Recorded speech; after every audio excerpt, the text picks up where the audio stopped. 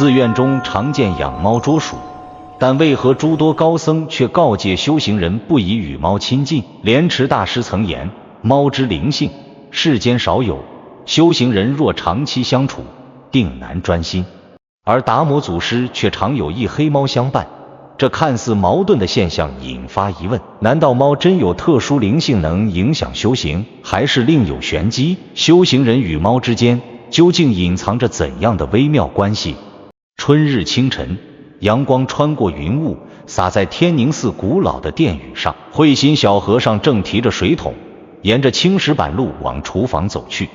嘘，一声轻响从旁边的草丛中传来，慧心放慢脚步，只见一只花猫正蹲在那里，警惕地看着他。花猫身形瘦小，看起来已经很久没吃东西了，可怜的小东西。慧心放下水桶，从衣袖中掏出一小块干粮，来，给你吃的。花猫犹豫了一下，慢慢靠近，最终还是叼走了食物，一溜烟跑开了。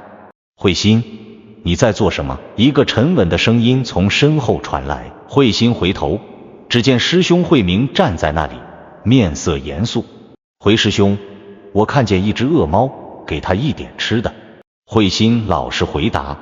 慧明摇摇头，寺规有言，不得私自喂养猫犬，尤其是猫，更要谨慎。可是猫不是捉鼠的好手吗？我看城里许多富户都养猫护粮。慧心不解地问道。俗家与寺院不同。慧明叹了口气，回去吧，别让师父看见了。慧心点点头，拎起水桶继续前行，心中却满是疑惑。几日后，慧心正在藏经阁整理经书，忽然发现一本泛黄的古籍，封面上写着禅林清规4个字。出于好奇，他翻开来看，在其中一页上发现了这样的记载：寺院之中，可养狗以守门，可养鸟以报时，为猫须谨慎，恐惑人心智，障修行路。这更加深了慧心的疑惑，为何独独对猫有特殊规定？正当他沉思之际，藏经阁的门被推开，莲池大师缓步走了进来。莲池大师是天宁寺的住持，据说已有100岁高龄，却精神矍铄，是方圆100里最受尊敬的高僧。慧心，你在看什么？莲池大师和蔼地问道。慧心连忙起身行礼，师父，弟子在整理经书，无意中看到了禅林清规中关于养猫的记载，心有疑惑。莲池大师走近，看了一眼那本古籍，微微点头。这本禅林清规是唐代百丈怀海禅师所撰，流传至今已有1000年。师父，为何寺院要谨慎养猫？他们不是捉鼠的好手吗？慧心忍不住问道。莲池大师没有直接回答，而是问道：你今早喂的那只花猫，后来又见过吗？慧心一惊，师父如何知道？一丝之内，何事能瞒得过老衲？莲池大师微微一笑，我并非责备你，只是好奇。回师父，那只花猫这几日常在寺外徘徊，今早我又给它喂了一些食物。慧心老实回答。莲池大师轻叹一声，猫与人不同，它们有着独特的灵性。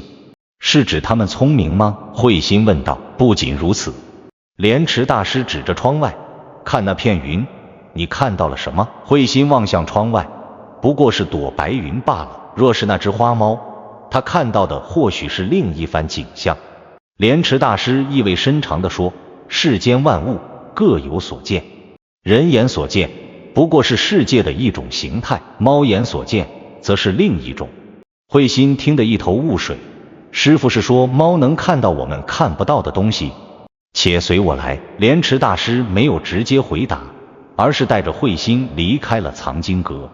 两人来到寺后的小园中，那里有一座古老的石亭，亭中坐着一位白发苍苍的老僧，正在闭目冥想。这位是从京城来访的空文大师，禅宗一代宗师。莲池大师低声介绍道。慧心恭敬地行礼。空文大师睁开眼睛，和蔼地点点头。空文大师，这位是慧心，他对猫的灵性有所疑惑。莲池大师说道。空文大师眼中闪过一丝异样的光芒。猫有趣。你对猫有什么看法？慧心如实回答，弟子只知道猫善捉鼠，却不明白为何寺院要谨慎养猫。空文大师看向莲池大师，你还没告诉他那个故事。莲池大师摇摇头，时机未到。空文大师沉吟片刻，说道，慧心，你可知道为何猫的瞳孔在白天是一条线，夜晚却变成圆形？慧心摇头，不知。因为白天他们需要将视线集中在眼前的事物上，而夜晚他们需要看清周围的一切，包括那些常人看不见的东西。空文大师解释道。什么样的东西？慧心好奇地问。世间有形无形，皆有其理。空文大师没有直接回答。猫的眼睛能穿透表象，看到更深层次的存在，这便是它们灵性特殊之处。慧心似懂非懂地点点头。正当此时，一声猫叫从园子外传来，慧心一眼认出，正是那只花猫。只见花猫站在远处，目光炯炯地盯着庭中的三人。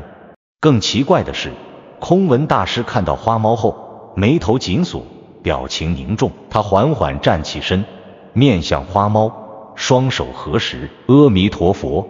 空文大师轻声念道，有缘者来矣。花猫似乎听懂了他的话，缓缓走近，最终停在亭子外3步之遥的地方，一动不动地盯着空文大师。大师，这只猫好像认识您。慧心惊讶地说。空文大师没有回答，只是与花猫对视。奇怪的是，这对视持续了许久，仿佛两者间有某种无声的交流。最终花猫低下头，转身离去。空文大师也长舒一口气，重新坐下。刚才发生了什么？慧心忍不住问道。这只花猫不简单，空文大师说道，它身上有修行者的气息。修行者？慧心更加困惑了。您是说他前世是个修行人？非也。空文大师摇头，是近期与修行人有过接触。猫能吸收人的气息，尤其是修行者的气息。莲池大师插话道，慧心，你每日喂它，它已经沾染了你的气息，所以才会在此时出现。这有什么问题吗？慧心仍不明白其中关键。问题大了。空文大师严肃地说，猫沾染修行者气息后会发生微妙变化，变得更加灵敏，更加通灵。若长期共处，它甚至能影响修行者的心智。影响心智？怎么可能？慧心不敢相信。正因为它们灵性特殊，能见人所不见，所以它们的存在会对修行者产生干扰。空文大师解释道，尤其是在打坐冥想时，猫的气场会扰乱修行者的心境。慧心若有所思，所以寺院不宜养猫，是担心影响修行，这只是原因之一。莲池大师说道，还有更深层次的考量。空文大师突然抬头看了一眼天色，时候不早了，今日就谈到这里吧。慧心，记住，对那只花猫保持距离为好。慧心恭敬地点头，但心中的疑问却更多了。接下来的几天，慧心按照师父的嘱咐，不再主动喂那只花猫。然而，花猫似乎已经习惯了在天宁寺周围出没，时常能看到它的身影。一日清晨，慧心正在院中打扫，忽然发现花猫蹲在墙头，目不转睛地盯着他。去吧，小家伙，这里不适合你。慧心轻声说道。花猫歪着头，似乎在思考他的话。就在这时，一阵风吹过，慧心不禁打了个喷嚏，低头揉了揉鼻子。当他再抬头时，墙头上已经没有花猫的踪影。奇怪，这么快就走了？慧心自言自语道。在找什么？一个声音从身后传来。慧心回头，发现是师兄慧明。没什么，刚才墙头上有只猫，一眨眼就不见了。慧心回答道。慧明脸色微变，那只花猫又来了？师兄认识它？慧心有些惊讶。慧明犹豫了一下，说道，那只猫最近常在寺周围出没，前日我便看见它了。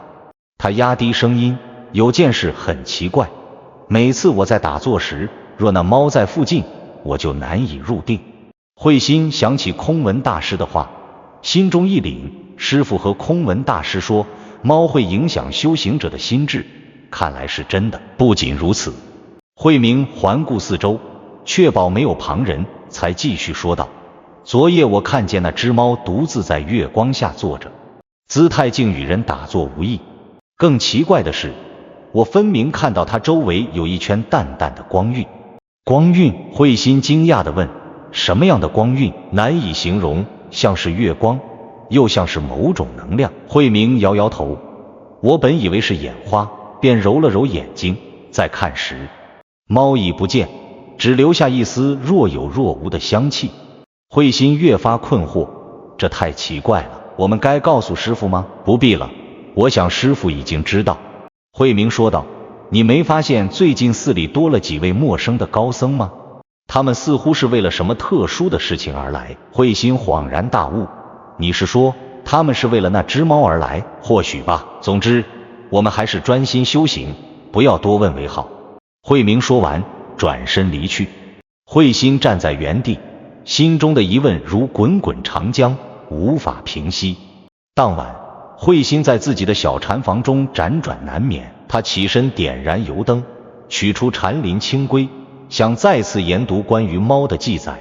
就在这时，窗外传来一声轻微的猫叫。慧心走到窗前，推开窗户，只见那只花猫正坐在窗台上，眼睛在黑夜中闪闪发光。你怎么来了？慧心小声问道。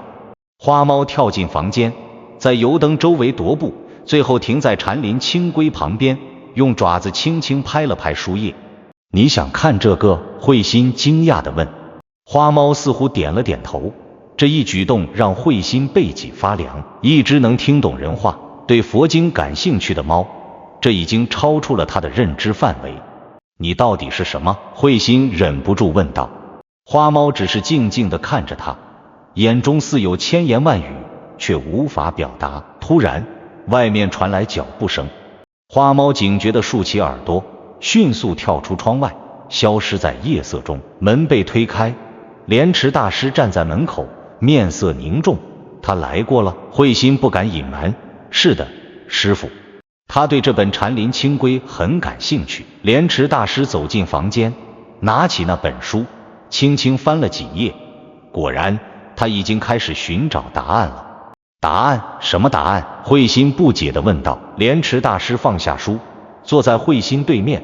慧心，我知道你有很多疑问，明日大雄宝殿将有一场特殊的法会，届时你会明白一切。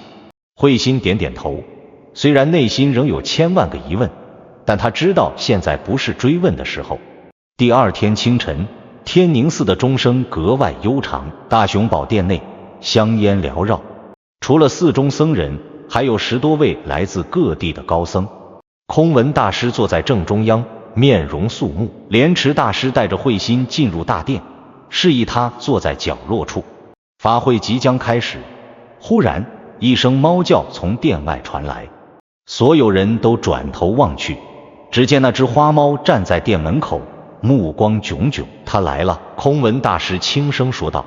花猫缓缓走进大殿，每一步都稳重而从容，最后停在大殿中央，面向诸位高僧。师父，自古以来寺院多养猫捉鼠，为何您却说修行人应谨慎养猫？是否因猫的灵性特殊？慧心忍不住问道。难道真有修行者因猫而入歧途？莲池大师眼中闪过一丝罕见的警戒，声音低沉，猫之灵性确实世间少有，它们能见3界6道，能穿阴阳2界。说到这里，大师深吸一口气，这就不得不提背后的3重玄机。莲池大师随后揭示的惊人秘密，道破了1000年来佛门对猫的忌讳之谜，这个足以影响修行者一生的天机。莲池大师凝视着大殿中央的花猫，缓缓道来。第1重玄机，猫能见3界6道。殿内一片寂静，所有人都屏息聆听。猫的眼睛不同于其他动物，它们能同时看到凡人世界、灵体世界，甚至天界的影子。莲池大师解释道，当一只猫盯着空气发呆时，往往是他看到了我们看不见的存在。慧心想起花猫那种直视人心的目光，不禁打了个寒战。第二重玄机，猫能吸收修行者的气场。莲池大师继续道，修行者多年积累的内力和精神能量，会不知不觉被亲近的猫吸收，这不是猫有意为之，而是其天性使然。一位年长的高僧点头确认，确实如此。我曾收养一只黑猫，3年后发现自己的修为停滞不前，后来将猫送走，修为才重新精进。这还不是最关键的，莲池大师的声音变得更加严肃。第3重玄机，也是最为重要的一点，猫与修行者之间会形成特殊的灵性连接。花猫此时抬头看向莲池大师，眼中似有理解之色。这种连接使得修行者的心神容易被干扰，在打坐入定时，猫的存在会让修行者难以集中精神，甚至在梦中也会受到影响。莲池大师解释道，更为严重的是，修行深处的人若与猫长期共处，可能会在无意间将部分神识转移到猫身上。转移神识？慧心震惊地问，这怎么可能？空文大师接过话头，不仅可能，而且已有先例。唐代有位高僧名叫玄悟，曾养一只白猫10年。一日打坐时，他忽然发现自己的意识可以通过那只猫的眼睛看世界。此后，他越来越依赖这种体验，最终修为尽失，郁郁而终。殿内众僧纷纷议论，显然都被这个故事震惊了。莲池大师抬手示意安静。正因如此，历代高僧都告诫修行人谨慎与猫相处，非说猫有不善，而是因为修行本就是与外物断绝联系的过程，而猫的特殊灵性恰恰最容易与修行者建立联系。慧心看向那只花猫，只见它安静地坐着，似乎完全理解眼前的讨论。那为何有些高僧仍会与猫相伴，如传说中的达摩祖师？慧心问道。达摩祖师已得正果，心如铁石，外物难侵。莲池大师解释道，对于已经开悟的高僧而言，猫的灵性反而是一种助力，能帮助他们看得更远。这就像毒药对常人致命，对医者却是良药一般。花猫突然站起身，走到空文大师面前，低头行了一个类似礼拜的动作。空文大师微微一笑，轻轻抚摸猫头，你果然不是普通的猫。这只猫有何特殊之处？慧心忍不住问道。空文大师看向莲池大师，后者点头同意后，空文大师才开口道，这只猫前世是一位未能圆满的修行者，因执着于修行，死后灵魂转入猫身，仍在寻求佛法。慧心震惊地看着花猫，他是修行者转世？不错，空文大师点头，我从他的眼神中看出了人性的光芒。他来到天宁寺是为了寻求解脱之道。花猫轻轻叫了一声，仿佛在确认空文大师的话。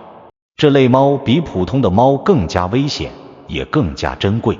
莲池大师补充道，危险在于它们对修行者的吸引力更强，珍贵在于他们能为真正的高僧提供特殊的视角。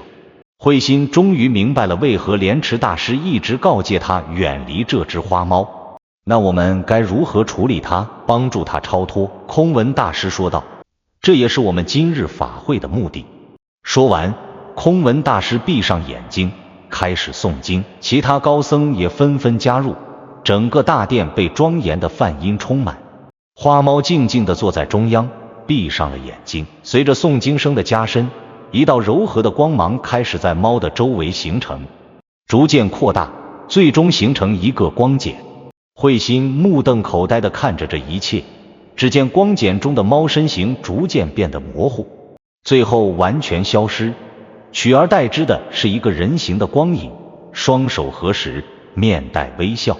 随着最后一声梵音落下，光影也缓缓消散，远处只留下一缕青烟，袅袅上升，最终消失在空中。他解脱了？慧心轻声问道。莲池大师点头，是的，他终于能继续未完成的修行之路了。法会结束后，慧心在自己的禅房中静坐沉思，他终于明白了为何修行人要谨慎养猫，不是害怕猫，而是尊重猫的特殊灵性，同时也是保护自己的修行不受干扰。几日后，空文大师辞别天宁寺，临行前，他对慧心说：记住今日所见所闻。猫的灵性最为特殊，与修行人长久共处，修行难以专注，但这不是拒绝一切，而是了解其中奥妙，懂得如何相处。有时候，保持距离反而是一种尊重和智慧。慧心恭敬地点头，弟子谨记。空文大师微笑道：修行之路漫长，万事万物皆可成为助缘，也可成为障碍，关键在于修行者的心态和处理方式。猫之灵性虽特殊，但明白其中奥妙后，反能成为一面镜子，照见自心。从此，慧心对猫多了几分敬畏，也多了几分理解。他偶尔会在寺外看到野猫，不再刻意亲近，但也不再惧怕，只是心中默念一声佛号，祝愿他们早日得到解脱。修行之人谨慎养猫，非因猫不善，而因其灵性特殊，亦与修行者产生微妙联系。明白此理，方能在修行路上少走弯路，保持心神专一，不被外物所扰。这既是对自己负责，也是对猫的尊重，是一种更高层次的慈悲。如果你喜欢佛学内容，记得点赞和订阅，不错过每一次深刻的分享和启发。让我们一起探索佛法的智慧。